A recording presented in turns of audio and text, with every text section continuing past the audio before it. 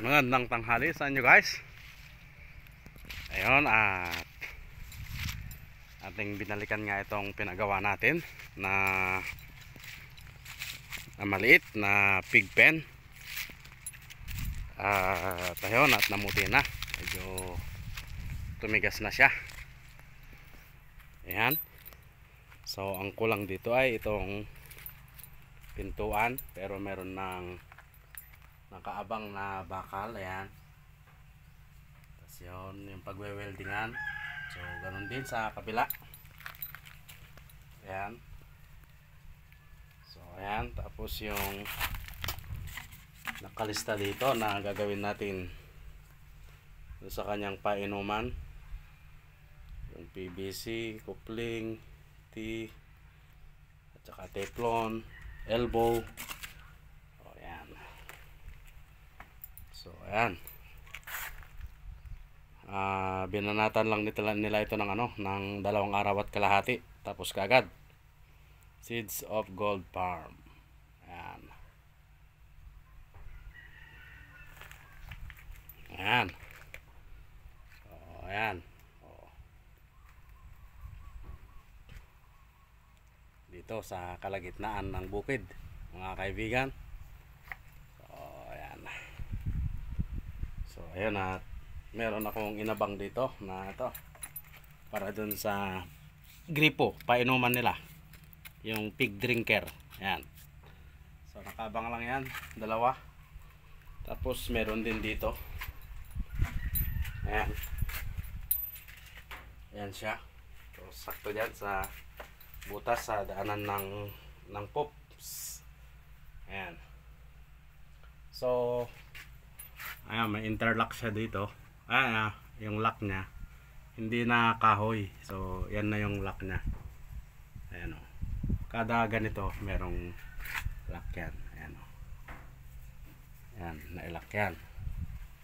So ang sukat nito guys ay 8 yung papunta dun sa likod. Tapos itong papunta dito sa pahaba na paganon ay 7 lang. 7 lang dahil meron pa akong 7 feet, ha? Ibig kong sabihin 8 yung papunta doon sa likod, at itong papunta dito sa side nya ay 7 lang yan.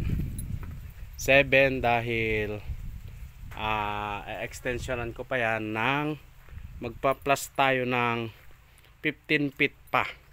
So magiging ang kabuuan ay magiging 22 feet ang lapad niya. So yun ang magiging yan. So hanggang dito yung bakal dito na ayan o, yung tinusok kong bakal dito. Yan yung palatandaan. So dito, mula dito sa kinatatayuan ko, dudugtungan yan. So ayan yung nakalabas pa na kahoy. So hindi ko na pinaputol gawa ng dudugtungan nga, at sayang naman yung kahoy kung ipapuputol pa natin. Ayan o. Ayan. So yung mga gamit kong kahoy dito ay dito lang na pinachenso dito sa mga tanim kong ito. Ayan. So marami pa hanggang doon, marami pang malaking kahoy dyan na pwede kong gamitin. Ayan. So, ngayon ay pinihintay ko na lang yung mag-welding para dyan sa pintuan ng ating pig pen. So yung haba ng yero is 12 feet ang haba niyan. Tama-tama. Ang nagamit na yero dito ay 4 lang dahil 5 yung binili ko, pero pang natira dun sa bahay hindi na dinala dito. So ayan, dito ko padadaanin yung yung tubo na painuman, yung PVC. So ayan siya. Yung pagkakagawa dito ay interlock lang yung hollow block. Ayan, interlock lang yan. And then pinapinis ko na rin in and out para medyo tumibay-tibay siya. Kasi kung yung loob lang ang ipapapinis ko dito ay baka hindi gaanong matibay. Gawa ng yung side lang ng loob ang mapipinis dahil yung labas ay yun lang ang magpapatibay. Yung mga halo ng buhangin na may semento, yun lang ang nilagay. Kung ganyan na wrap finish ay mas matibay yung kalalabasan.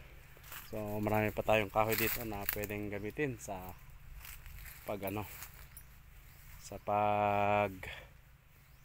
pagluto. Then may mga tanim tayo dito. Ito yung acid ipil. Ayan o. Ayan, malalaki na. Acid ipil.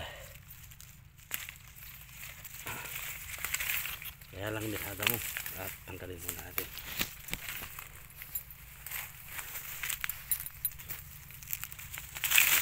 Ayusin namin ito.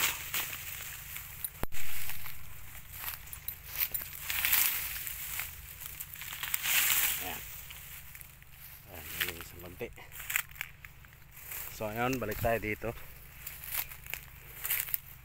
So siguro pagka napatapos ko itong extension ko dito sa aking kinatatayuan, mula doon kasya dito ng ng 12 to 15 heads na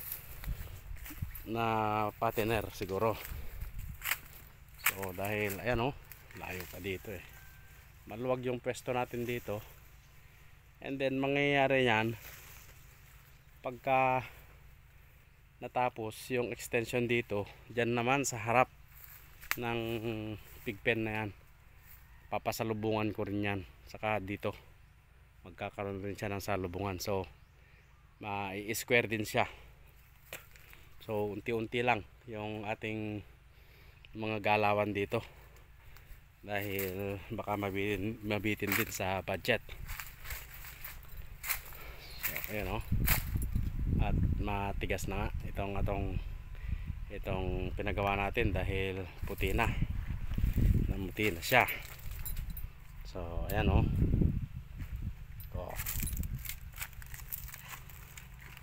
tapos yung pakainan, so ayan siya,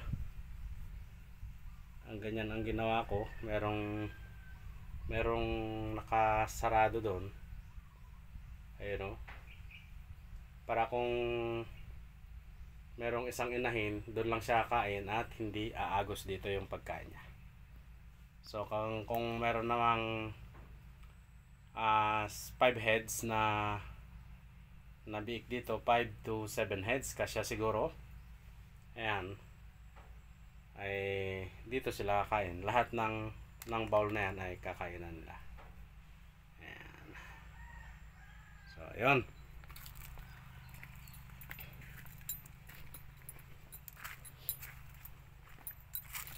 So ito yung kakainan. Ayan, na na rin, na himas yan walang kanto-kanto para hindi sila masaktan.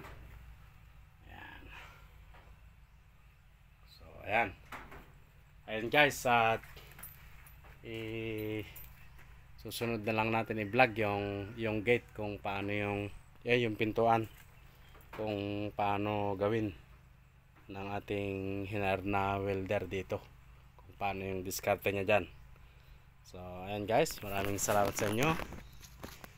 Bye bye. Thanks.